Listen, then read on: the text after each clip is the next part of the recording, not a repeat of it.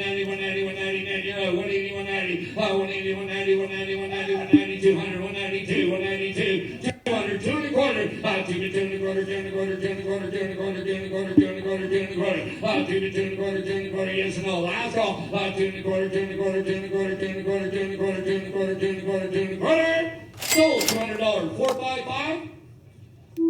I gotta keep doing it. And general auctions like this are always kind of a mix. You get everything from antiques and collectibles to vehicles and like things like dog food or store returns and things like that. So it's a real mixed bag of stuff that goes through these auctions. So you have to hope that the stuff you're bringing in is going to meet the right buyer at the right time. But luckily so far things are going pretty good. So we're going to keep watching to see how the rest goes.